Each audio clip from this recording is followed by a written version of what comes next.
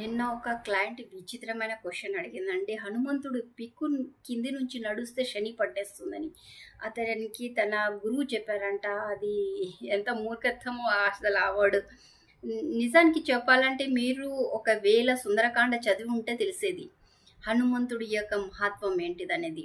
హనుమంతుడు ఎప్పుడైతే మాత జానకిని విడిపించడానికి వెళ్ళారో అప్పుడు లంకలో రావణాసుడి యొక్క లంక గోల్డ్తో తయారైన విషయం అందరికీ తెలుసు. రావణాసుడు సంతానం కలిగేటప్పుడు సంతానానికి 9 గ్రహాల యొక్క దోషం కలగొద్దని 9 గ్రహాలను బంధించేస్తాడండి. ఆ 9 గ్రహంలో శనిదేవుడు కూడా ఉంటాడు. శనిదేవుడు ఎందుకో తొంగి చూస్తాడు.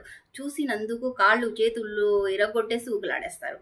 ఎప్పుడైతే హనుమంతుడు లంకాకి నిప్పంటిస్తాడో అప్పుడు ఈ బందీలు అందరినీ విడిపిస్తాడు. విడిపించినప్పుడు ఇందులో ఈ 9 గ్రహాలు కూడా ఉంటాయి. 9 గ్రహాల్లో శనిదేవుడు అంటాడు, వీడు జస్ట్ నేను తొంగి చూసినందుకే నా కాలు చేతులు విరగొట్టాడు కాబట్టి నేను శాపిస్తున్నాను, మీరు నిప్పంటించేయండి, వీడి బంగార కోట కాస్త మాడి మసి బూడిదైపోవాలని చెప్పి. ఆ విధంగానే బంగారం కోట అనేది మాడి మసి అయిందండి. అలాగే హనుమంతుడికి కూడా ఆశీర్వాదించారు. ఎవరైతే హనుమంతుడిని పూజిస్తారో, ఎవరైతే హనుమంతుని ఆరాధిస్తారో, ఎవరైతే హనుమంతుడి పేరు జపిస్తారో వాళ్ళకి ఈ శని దేవుడు ఎప్పుడు ఎటువంటి హాని చెయ్యడు అని చెప్పి.